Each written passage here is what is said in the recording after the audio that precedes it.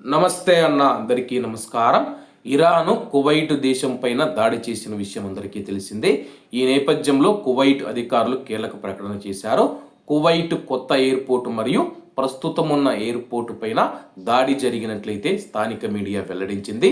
వివరాల్లోకి వెళితే, నిర్మాణంలో ఉన్న కువైట్ అంతర్జాతీయ విమానాశ్రయం కొత్త టెర్మినల్ 2 ప్రాజెక్టును లక్ష్యం చేసుకొని డ్రోన్ దాడి జరిగినట్లు ప్రజాపనుల మంత్రిత్వ శాఖ అధికారికంగా ప్రకటించింది. ఈ ఘటనలో కేవలం స్వల్ప ఆస్తి నష్టం మాత్రమే వాటిల్లింది.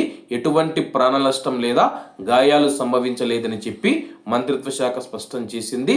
దాడి జరిగిన వెంటనే అప్రమత్తమైన అధికారులు భద్రతా కారణాల దృష్ట్యా ఆ ప్రాంతంలోని వారందరినీ సురక్షిత ప్రాంతాలకు తరలించామని చెప్పి పరిస్థితిని సమీక్షించిన అనంతరం మరిన్ని ప్రమాదాలు జరగకుండా మంత్రిత్వ శాఖ అనవసరమైన అన్ని ముందు జాగ్రత్త చర్యలు తీసుకుందని చెప్పి తెలపడం జరిగింది.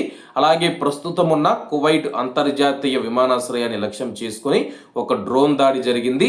ఈ ఘటనలో కొద్దిమంది ప్రవాస కార్మికులకు స్వల్ప గాయాలయ్యాయని చెప్పేసి, ప్యాసింజర్ టెర్మినల్ 1 భవనానికి స్వల్ప నష్టం వాటిల్లిందని చెప్పేసి సివిల్ ఏవియేషన్ జనరల్ అథారిటీ వెల్లడించింది.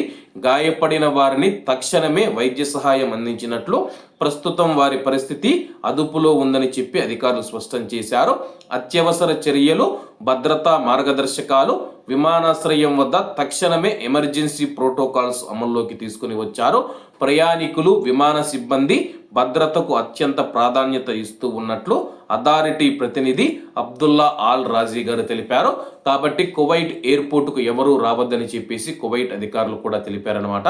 ప్రస్తుతం కువైట్ ఎయిర్పోర్ట్ మూసివేశారు. ఈ యొక్క విషయాన్ని ప్రతి ఒక్కరూ గమనించాలని చెప్పేసి అధికారులు తెలుపుతూ ఉన్నారు.